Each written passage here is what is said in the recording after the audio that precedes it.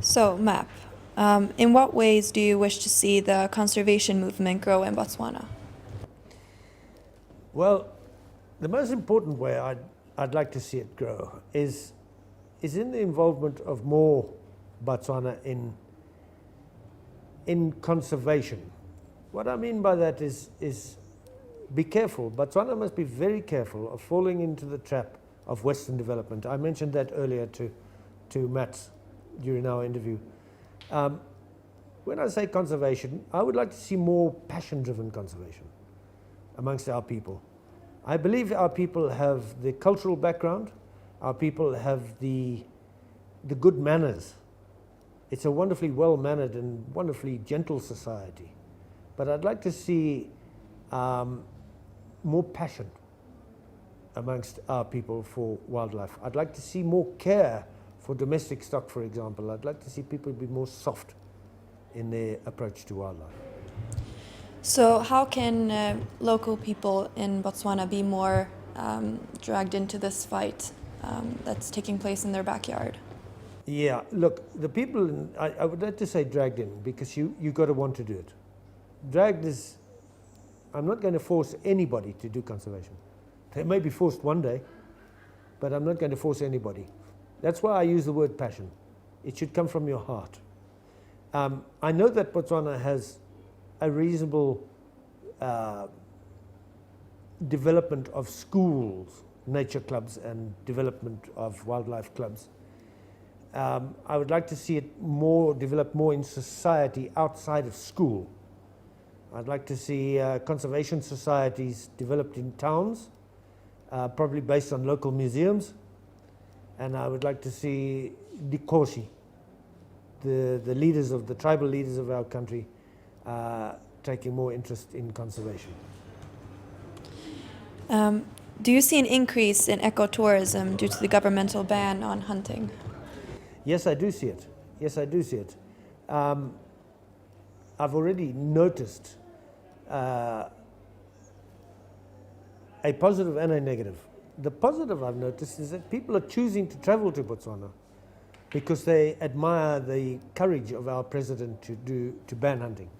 So you have a lot of people around the world who choose to travel to a country that has taken a bold decision like banning hunting. The negative side of it is that there are large areas in Botswana today that no longer have any activity within them, any wildlife activity where the hunters used to go. But I believe those areas will be slowly filled up by ecotourism operations for travelers from around the world. Yeah.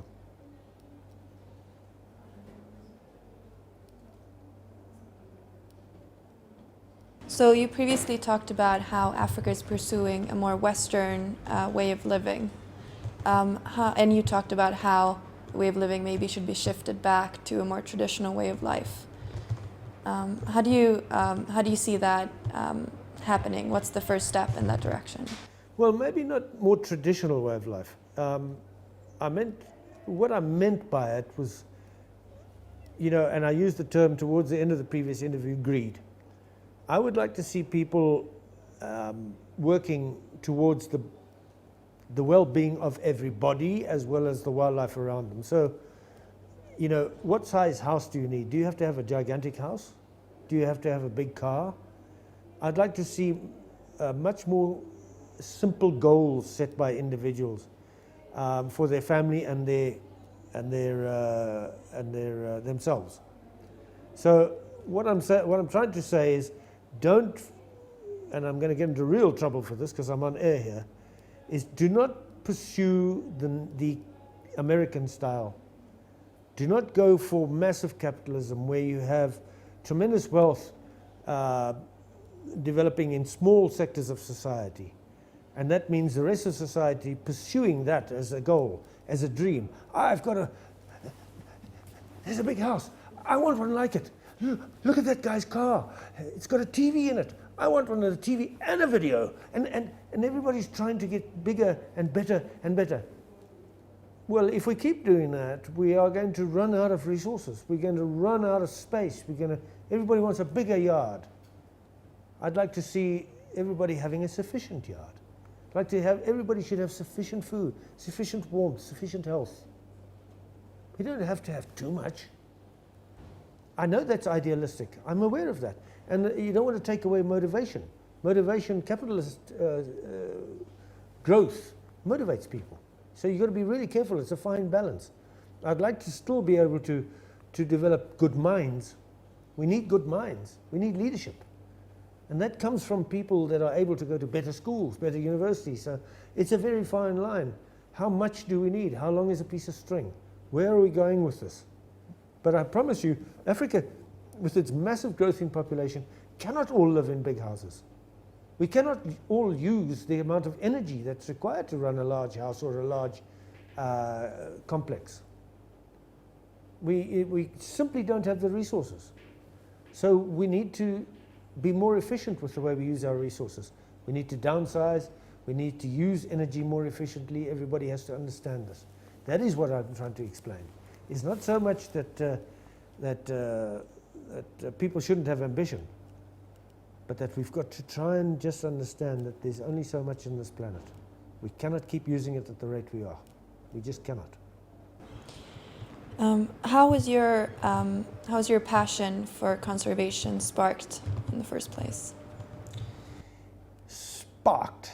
I don't think it's sparked so much. It was an ember that has glowed and glowed and been blown gently until it flares. And what I mean by that is, I have been fortunate enough to live in Botswana for a long time. And I've watched in many areas where wildlife has disappeared. I've traveled around southern Africa and watched the poaching scourge. I've seen us retreat. When I say us, I've seen conservation retreat. I've seen wildlife retreat. And if we're not careful in Africa, wildlife's going to occur on islands surrounded by people. We're going to have islands of wildlife conservation surrounded by people. And you know, biodiversity doesn't work like that. Biodiversity requires genetic interchange. It requires a natural flow, just like the water of a river needs to flow to the sea. It needs to move around. And I have watched wildlife, even within Botswana, retreat. I come from Francistown, 500 kilometers from here. When I was a child, the kudus used to jump into the yard and eat my mother's roses. The lions roared on the outskirts of town. That's in the 1950s. Today, you want to see a lion from Francistown, you have to go 300 kilometers. And I'm still alive. You know, human life is short, and we're pushing these animals into ever-decreasing areas.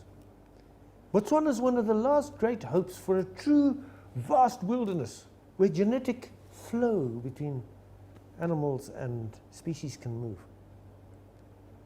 It is going to be one of the places where human beings go to rest their spirit.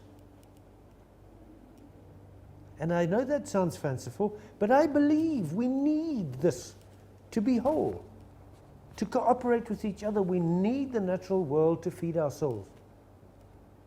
Botswana is one of the last countries where this is going to be. And fortunate we are. But I do not believe that many people have seen that. And we need to talk to them, talk to each other. We need to wake up to it. Thank you so much, Map. It's a great pleasure, my dear.